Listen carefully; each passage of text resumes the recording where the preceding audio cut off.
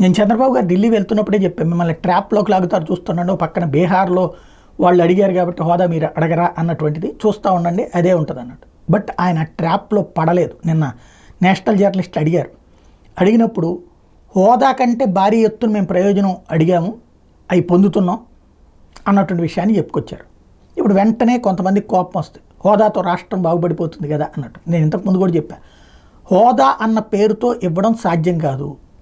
వేరే పేర్లతో గతంలోనే మనం కొన్ని కంపెనీలు తెచ్చుకోగలిగాం, ఎందుకంటే ట్యాక్స్ ఎగ్జంప్షన్ రావడం వల్ల. ఇప్పుడు కూడా చేతనైతే అవి అడగాలి, ఎందుకంటే హోదా ఒక్కళ్ళకిస్తే పక్కనున్న తెలంగాణ అదే అడుగుతుంది, తమిళనాడు అదే అడుగుతుంది, దేశంలోని అన్ని రాష్ట్రాలు హోదా అడుగుతుంది. 100 రూపాయల డబ్బుల్లో 70 రూపాయలు పక్కన 70 రూపాయలు అందరికీ ఇస్తూ 30 రూపాయలు పక్కన పెట్టి ఆ 30 రూపాయలు హోదా ఉన్నటువంటి వాళ్ళకి ఇస్తారు. 20 మంది హోదా అడిగితే అప్పుడు 30 రూపాయలు 20 మందికి పంచాలి, 70 రూపాయలు హోదా లేని వాళ్ళకి పంచాలి. ఏం ప్రయోజనం?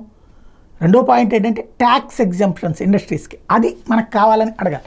అన్ని రాష్ట్రాలకి ట్యాక్స్ ఎగ్జంప్షన్ కేంద్రం ఇస్తే ఇంకేముంటుంది అక్కడ ప్రాక్టికల్గా? మిగతా వాళ్ళందరికీ ఇవ్వకుండా మనకిస్తే కరెక్ట్. అది చాప కింద నీరులా చేసుకురావాలి, కానీ హడావిడి చేయకూడదు. చంద్రబాబు గారికి ఆ స్ట్రాటజీ తెలుసు, గతంలో ఆ స్ట్రాటజీనే పాటించారు. చివరిలో ఆ ట్రాప్లో పడి, జగన్ ట్రాప్లో పడి దెబ్బతిన్నారు. ఈ దఫా అట్లాంటి ట్రాప్లు అయితే పడలేదు ఆయన.